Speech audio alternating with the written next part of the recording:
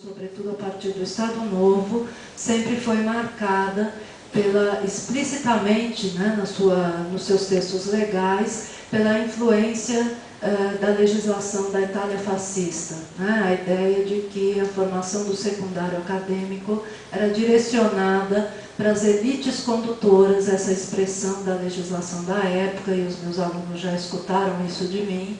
Né?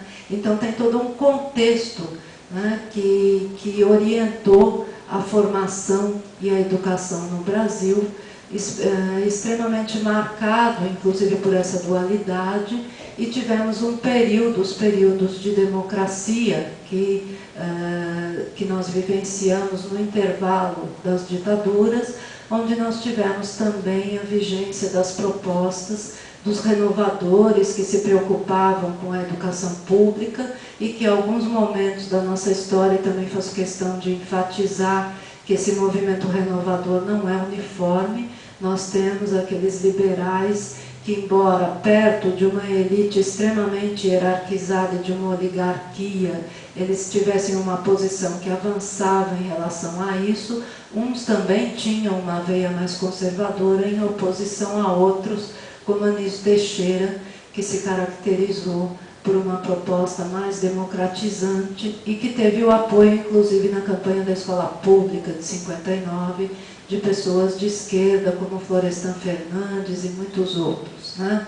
Agora, ao longo do tempo, nós sabemos que, a partir de meados da década de 70, nós começamos a ter um processo que ocorre em âmbito mundial, lembrando que o capitalismo sempre foi global. Né? Quando a gente começa a se valer da expressão globalização da economia, muitas vezes questionada por alguns autores, porque esse processo não é homogêneo, a hegemonia dos países ricos se faz sentir em todos os momentos.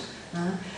Agora, nós tivemos, a partir de meados dos anos 70, com a crise do petróleo, com o avanço, né, do desenvolvimento das tecnologias, a adoção das tecnologias da informação nas atividades econômicas em larga escala, nós vamos tendo, com todos esses acontecimentos, transformações no mundo da economia, nas relações de poder, uma reestruturação produtiva que custou, inclusive, um grande número de postos de trabalho. Né? O avanço da tecnologia significa também o avanço daquilo que a gente chama de trabalho morto, em detrimento do trabalho vivo. Uma máquina começa a executar o trabalho de muitas pessoas e a própria configuração de forças também com os conglomerados econômicos. Eu sempre me reporto como um exemplo interessante para a gente compreender o poder desses grupos. Né? O filme Corporation é uma referência bastante interessante, nos dá um painel desse quadro.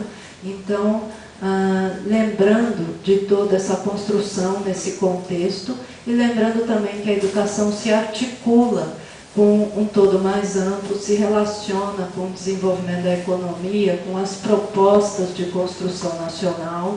Se na era Vargas o que era considerado como o mais importante para a estruturação do sistema educacional significava forjar o caráter nacional, construir a nação nessa perspectiva conservadora.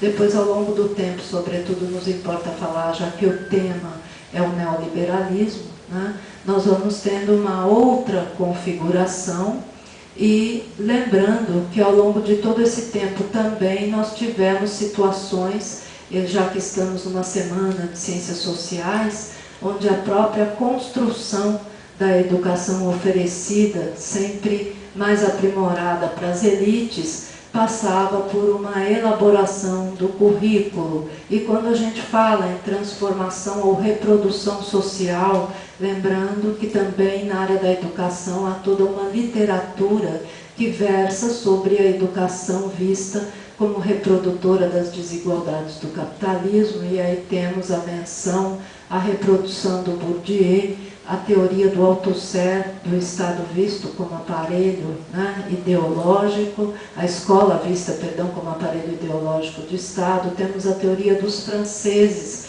que aborda a escola capitalista na França e que fala da educação dual, né? Stablé e Bourdieu, que vão mostrar que a educação se divide na educação para a burguesia e para os proletários, né? E em todo esse contexto que a gente vai trilhando, localizando a construção do sistema educacional, também as ciências sociais têm um papel, né?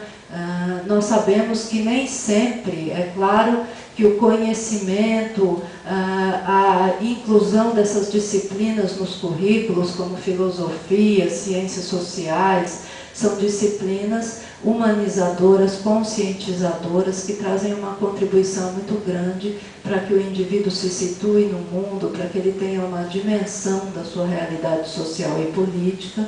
Mas em muitos momentos também no Brasil é preciso lembrar que a própria inclusão das ciências sociais ou a leitura dos grandes teóricos em alguns momentos significaram também não só uma transformação.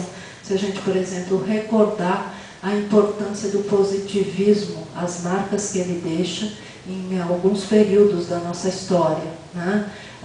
A ideia de se valer da sociologia como uma forma de manter a ordem, de trazer a modernização, a força da ciência para a organização da sociedade, para se pensar nos problemas sociais, sem que isso signifique necessariamente uma proposta de emancipação ou transformação, né? O positivismo também foi bastante marcante no nosso país, influenciou muito os militares, a sua concepção de organização social e política, mas evidentemente não é a única corrente que deixa marcas, né?